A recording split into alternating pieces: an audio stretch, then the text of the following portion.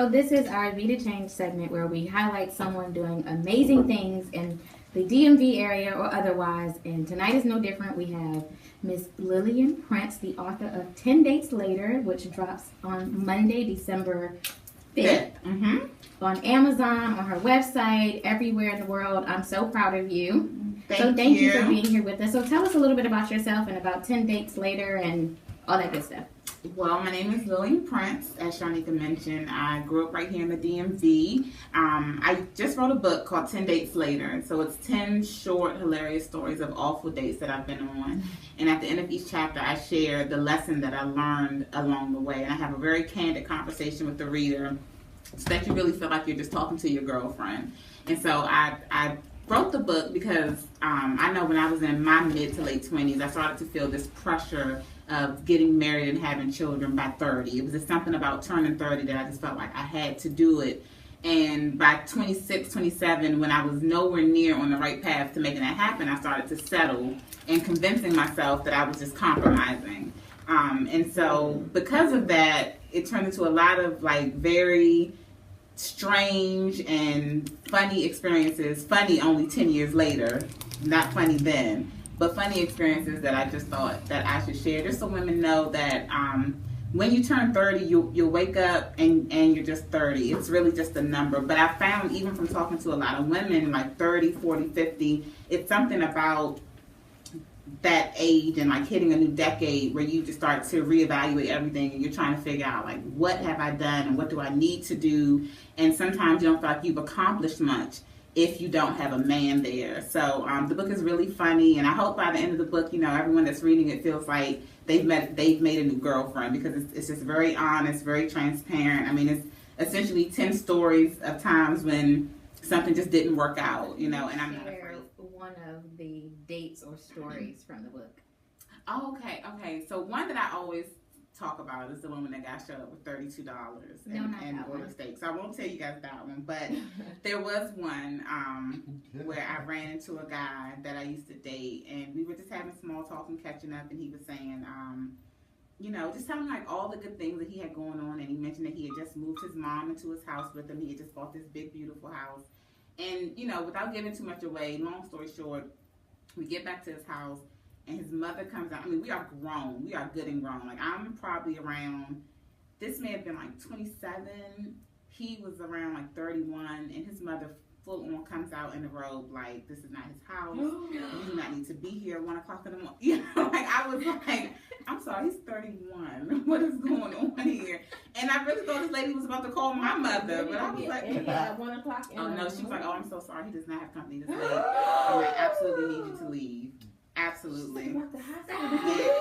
Absolutely. That's not, you married? I am married now. That's not you married? No. Yeah. 10 days later, he's number 10. Wow. Oh, Lord. That's like when you were on the phone with your little boo, and the mother would pick up the phone like, I know y'all not on that phone.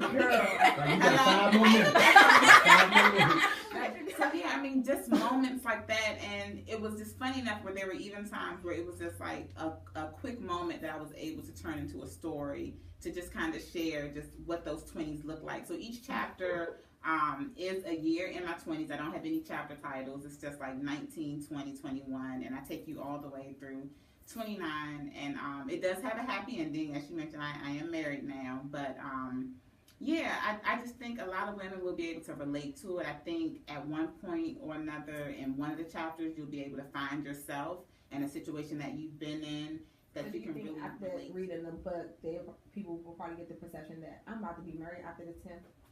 No. Okay. And I make it very clear that my happily ever after and your happily ever after could look totally different.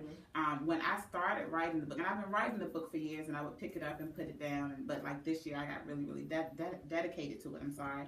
But it was my intent to write this book that was about like girl power, and I wasn't going to be married at the end of the book. I wanted it to be like, you know, sometimes it doesn't work out that way, but it's okay, and life goes on, and you can flourish in your work or your business or whatever it is that you want to do.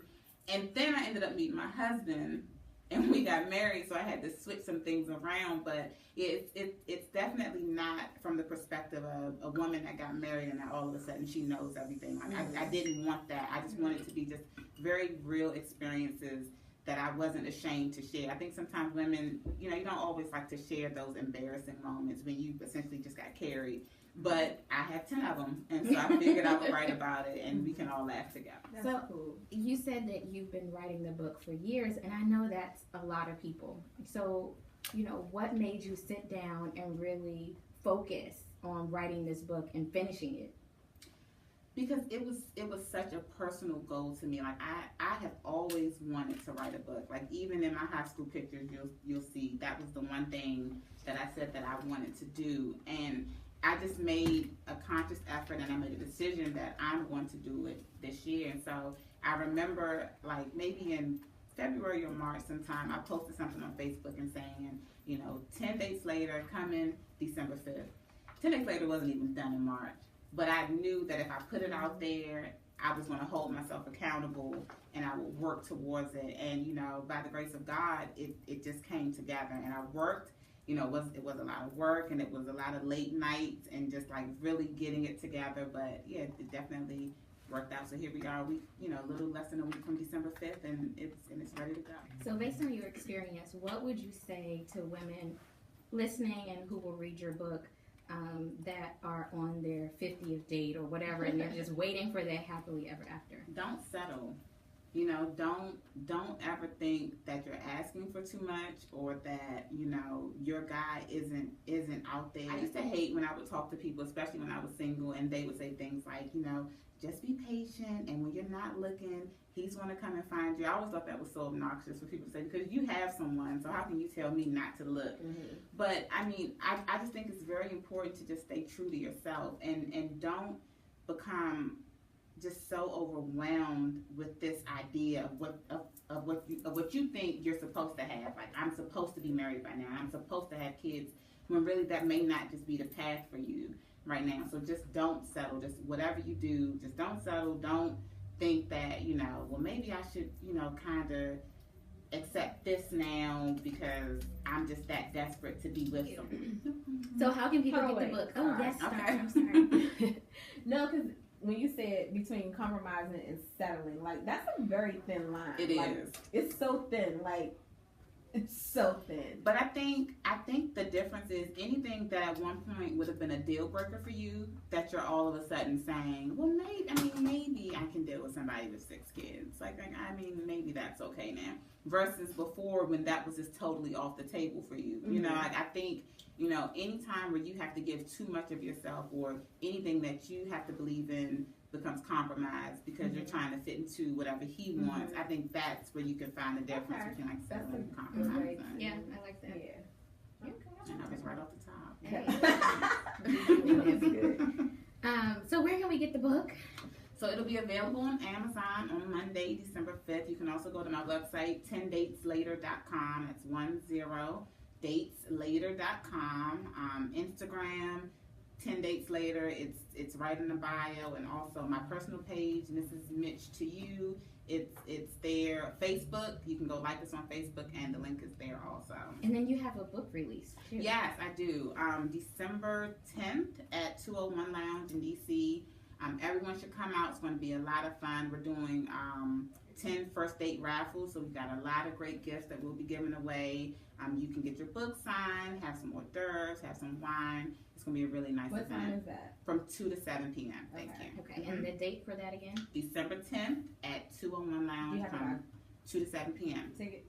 No, just come in and just buy a book. Okay. Mm-hmm. Oh, that's so cute. Mm-hmm. So what are other ways that people can connect with you? Because I saw that you had, people can host in-home situations. Yes, you can send an email to 10dateslater@gmail.com, where you can do a book club party. Actually, one of the gifts at the book release is going to be a catered book party for you and 9 of your girlfriends. I'm gonna win that. I'm gonna put that in there.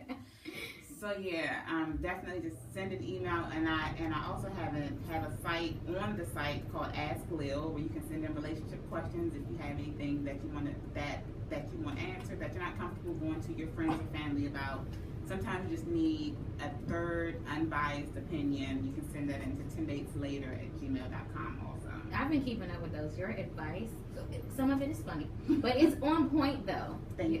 Especially the one about the girl who always ends up in the friend zone. Mm-hmm. Yeah, that was really good. So if you are listening and you haven't checked that out yet, you need to check it out. So thank you so much for being here. Thank you guys for having me.